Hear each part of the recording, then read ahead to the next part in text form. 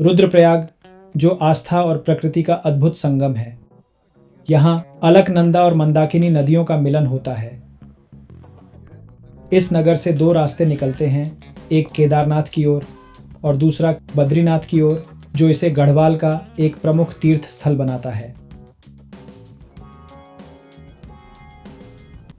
नमस्कार, popcorn trip के इस वीडियो में इन्हीं में से एक रूट बद्रीनाथ मार्ग में यहाँ से लगभग 33 किलोमीटर दूर पंचप्रयाग में से एक अन्य प्रयाग कर्णप्रयाग तक।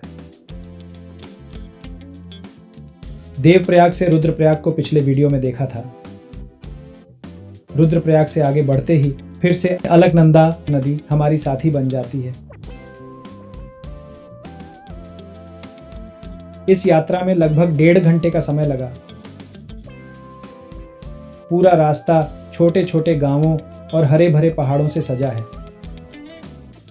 अगर आप इस रास्ते पर रुकें तो किसी स्थानीय ढाबे पर पहाड़ी दाल चावल या गर्मा गर्म चाय का स्वाद लेना न भूलें। सड़क और नदी मानो एक दूसरे के साथ बातें करते हुए चलते हैं। रुद्रप्रयाग और कर्णप्रयाग के बीच सबसे बड़ा कस्बा है गौचर। यह न केवल व्यापार और संस्कृति का केंद्र है, बल्कि यहाँ भारतीय वायुसेना की एक ऐतिहासिक एयर स्ट्रिप भी है। गौचर का सबसे बड़ा आकर्षण है यहाँ हर साल लगने वाला गौचर मेला, जो दूर दूर तक प्रसिद्ध है।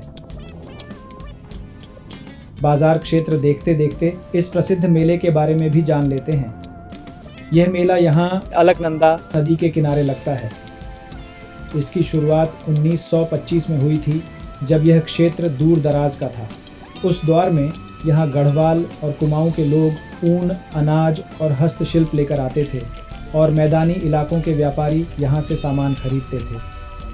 आज गौचर मेला सिर्फ व्यापारिक केंद्र ही नहीं, बल्कि एक भव्य सांस्कृतिक उत्सव का रूप ले चुका है। हर साल कार्तिक पूर्णिमा नवंबर माह को होने वाले इस मेले में उत्तराखंड की लोक कला, लोक नृत्य और लोकगीत देखने को मिलते हैं। अगर आप नवंबर में इस रास्ते पर हों तो इस मेले का अनुभव ज़रूर लें। रात्रि विश्राम के लिए यहाँ होटल, गेस्ट हाउस तो हैं ही, भोजन उपलब्ध कराते कुछ छोटे ढाबे भी हैं।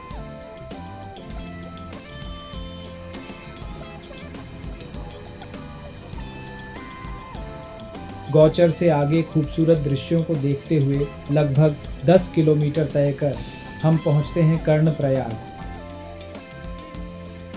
यहाँ अलकनंदा और पिंडर नदी का संगम होता है।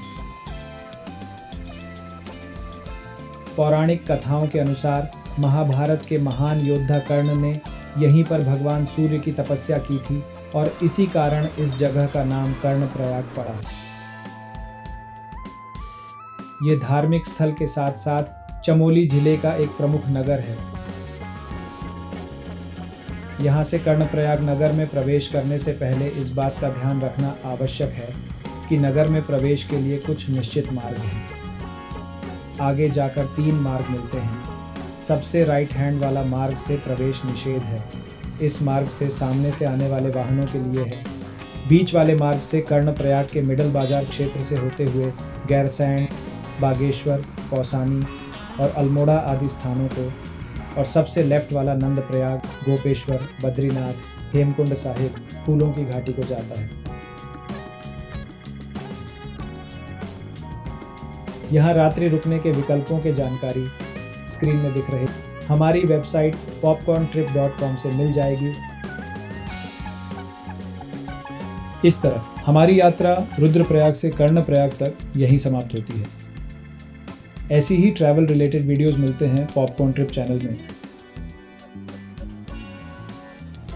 ये वीडियो यहीं तक, फिर अगले वीडियो में पॉपकॉर्न ट्रिप चैनल में लौटते हैं। धन्यवाद। किस्मत में मस्ताना है, सोने वाले जाग जा, संसार मुसाफिर खाना है।